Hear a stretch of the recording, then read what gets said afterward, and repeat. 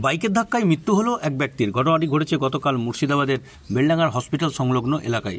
জানা যায় কাজল হোসেন শেখ নামে ওই ব্যক্তি, সে ডাক্তার দেখানোর উদ্দেশ্যে তার বাড়ি নওদা থানার কেদার চাঁদপুর।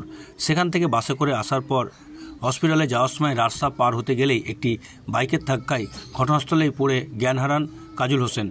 তারপরেই তাকে সেখান থেকে উদ্ধার করে বেলডাঙ্গা হাসপাতালে নিয়ে গেলে সেখানে কর্তব্যরত চিকিৎসক তাকে মৃত বলে ঘোষণা করে।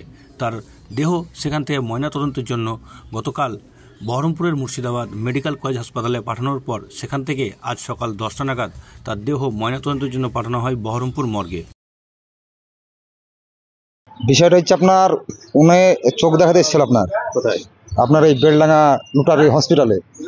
তো উনি ওই চোখ দেখাতে বাসে এসে হেঁটে যেভাবে আসছিল, আস্তে আস্তে রাস্তা পারাপার হতে গিয়ে আপনার ওনাকে একটা মোটরসাইকেলে এসে ধাক্কা মারে দিয়ে মানে অ্যাক্সিডেন্টে মানে পা ফ্র্যাকচার হয় প্লাস মাথায় চোট খায়।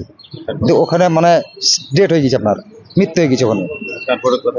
তারপরে আমরা তো ধরেন খবর টবর পাই না, সন্ধ্যা 7টা দিকে খবর পেলাম, ভরসা পেয়েছে পাঠিয়েছিল ফেসবুকে দেখে। মোটরসাইকেলটা সেটা তো বলতে পারলাম না, মোটরসাইকেল ধরা পড়েছিল, আমার চোখে দেখি না সেটা। আমার নাম রোশন শেখ।